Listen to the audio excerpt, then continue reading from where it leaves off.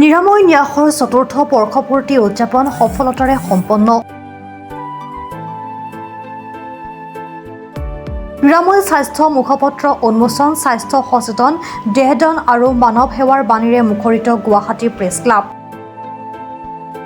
অসমৰ অন্যতম অগ্ৰণী স্বেচ্ছাসেৱী সংগঠন নিৰাময় ন্যাসৰ চতুৰ্থ বৰ্ষপূৰ্তি অনুষ্ঠান শনিবাৰে গুৱাহাটী প্ৰেছ ক্লাবত গাম্ভীৰ্যপূৰ্ণ পৰিৱেশত অনুষ্ঠিত হয়।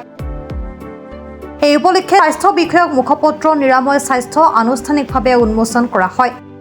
অনুষ্ঠানত সভাপতি কুশল ডেকাই ন্যাসৰ 4 বছৰৰ সমাজ কল্যাণমূলক কাৰ্যকলাপৰ খতিয়ান দাঙি ধৰে। মুখ্য অতিথি ডক্টৰ হিতেশ বৰুৱাই স্বাস্থ্য সচেতনতা, নিয়মীয়া স্বাস্থ্য পৰীক্ষা আৰু স্বাস্থ্য বিধি পালন কৰাৰ ওপৰত গুৰুত্ব আৰোপ কৰে।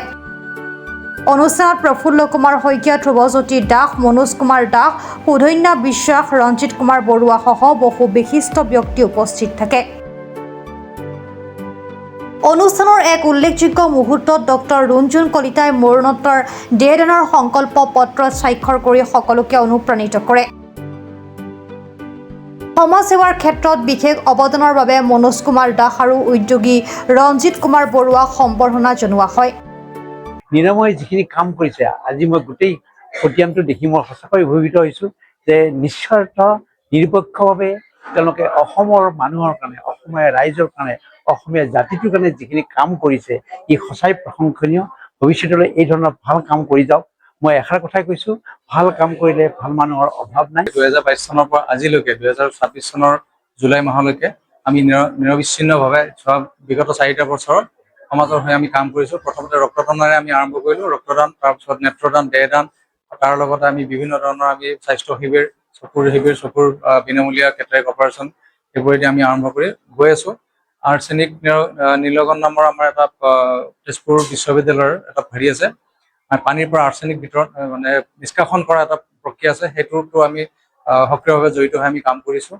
তাৰপিছত কাপোৰ বিতৰণ, খাদ্য বিতৰণ, আমি তাৰ লগে লগে আমি মেডিকেল হেল্থ কৰিছোঁ। মেডিকেল হেল্থত আমি দুগৰাকী আমি ৰোগীক অত্যন্ত আমি মানে ক্ল'জভাৱে আমি তেওঁলোকৰ লগত 1-1.5 মাহ লাগি আমি কাম কৰিছোঁ।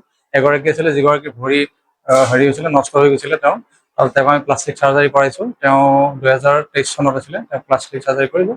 এতিয়া আজি যোৱা 3টা বছৰ তেওঁ সুস্থভাৱে কাম কৰি আছে। এগৰাকী কেঞ্চাৰ পেচেণ্ট, তেওঁৰ ডিঙিৰ ইয়াতে কেঞ্চাৰ হৈছিলে, তাৰপিছত তেওঁকো আমি আমাৰ ফালৰ পৰা গোটেই আৰম্ভণিৰ পৰা শেষলৈকে কৰি লাগি আমি তেওঁৰ লগত গোটেইখিনি চিকিৎসা কৰিছোঁ। চিকিৎসা খৰচ আমি নিৰাময় সতীৰ্থৰ মাজৰ পৰাই আমি উঠাই তেওঁক চিকিৎসাৰ খৰচৰ কাৰণে বা তেওঁৰ মেডিকেলত যিখিনি আমাৰ মেডিচিনৰ প্ৰয়োজন হৈছে সেইবোৰ আমি কিনি দিছোঁ তেওঁক। তাৰ লগতে তেওঁক তেজৰ প্ৰয়োজন আছে, তেজৰ গোটেইখিনি যোগান ধৰিছোঁ।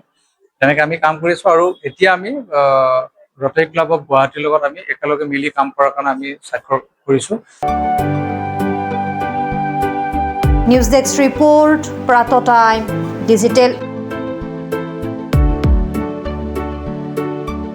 শদিয়াৰ পৰা ধুবুৰীলৈ, বৰাকৰ পৰা ব্ৰহ্মপুত্ৰলৈ সকলোৰে মাজত চিনাকি এটা নাম প্ৰাতঃ টাইম।